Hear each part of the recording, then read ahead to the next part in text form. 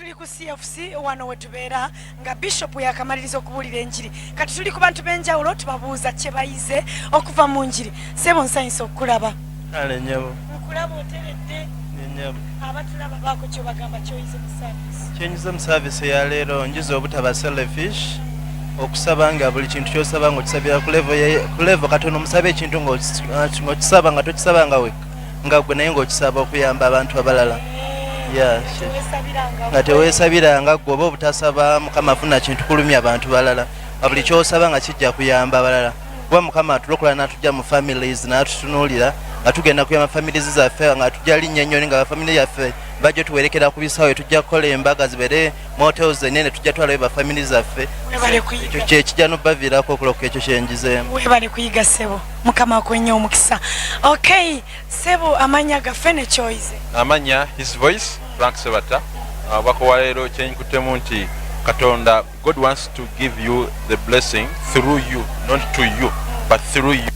Tayagala kikomeko gwe ayala tutuke kubalala kugamba yagala kuwa omukisa gutuke ne kubana n'abantu abalala through you. Amina Mukama akwenye omukisa. Ssebo nsanyusa okulabako amanya gaffe ne kyoyize. Christopher. Oyize ki? Alabyeko Bible.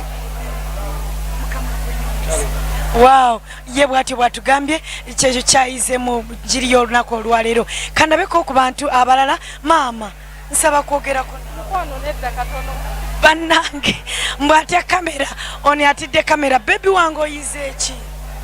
Tendereza Mukama. Okutendereza Mukama. Mukama akwenye omukisa ayize okutendereza Mukama. Mfunye omusumba mukwasaganyiza taata nsanyusa okukulaba.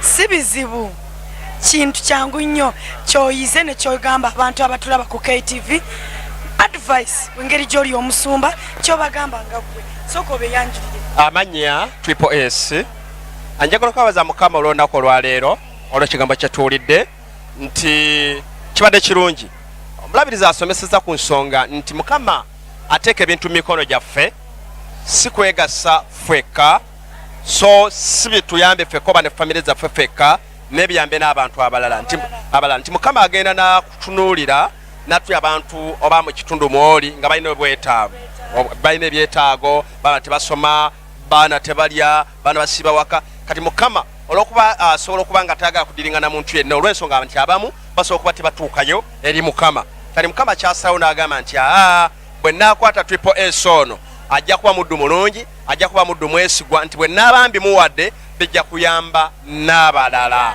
n'abamuliraanye baneiba so ekintu ekyo nkiyize mu bulamu bwange era kyeŋŋamba n'abalala abatulaba nti ekyo naawe kitwale nga kiki nga kikulu nti Mukama aba atadde ebintu mu mikono gyo byonna tabikuwadde nga gwe byonna nti biteekeddwa okubeera gwe omuntu n'omusanga n'ayambala olugoye oluusi n'alufuna nga mutono n'agejja Mukama nga muwadde ekisa bwagejja n'agamba olugoye lwange luno kanteekeo kantwale ku kyalaani kambe ankubiremu akaki olw'okuba nkyalo nga lukyali lulungi kwata olugoye olwo luweeyo ate Mukama omukisa ekirala asobole okukitwala ffe tuli migga nti omugga bwe gufuna amazzi tegubeeraawo mazzi gange sigata omugga gufuna amazzi ate ne guweereza mu nnyanja bwe guweereza mu nnyanja Mukama n'agwongera bwe bulamu bwatyo Mukama bwe yakola atya busigala bwatyo Mukama bwe yatutonda so nyongedde okukiyiga nyongedde okukitegeera mbageze ekisa kya Katonda Mukama bampira omukisa mwenna abatulaba ku KTV. Amina. Okay bwati bwatugambye musumba nti mwana wattu ffe tuli migga ej'amazzi amalamu agakulukuta eri abantu baffe. Maama nsanyusa okukulaba nkulumbye oyize ki leero? Amanya gange nze Muwanguzi Teddy mbeera naakulabye ekintu kyenjize olunaku olwaleero musumba atuyigiriza n'agamba nti omutima gwa Katonda guli eri abantu be so bwe tuba tusaba Katonda tuleme kusaba ebyo byokka ebitumala naye tusabe Katonda atugabirire bingi tusobole okugabirira nate n'okugasa abantu abalala tusobole okubayamba. Nze Muwanguzi Teddy. Bannange Muwanguzi oyize bwetyo bwe tuli Muwanguzi ekyo kyayizeemu okuva mu njiri y'olunaku olwaleero kandabeko mu kyalo ono maama oyize eki leero?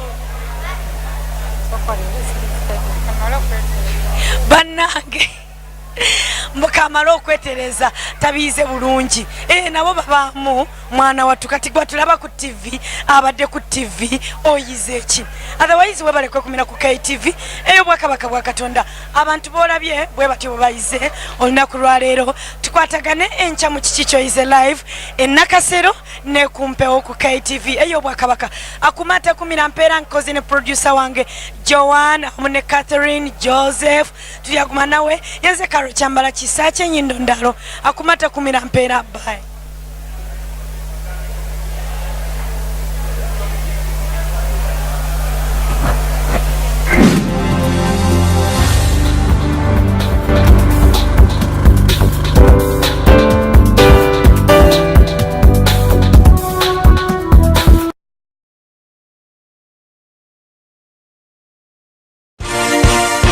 This is Kingdom TV.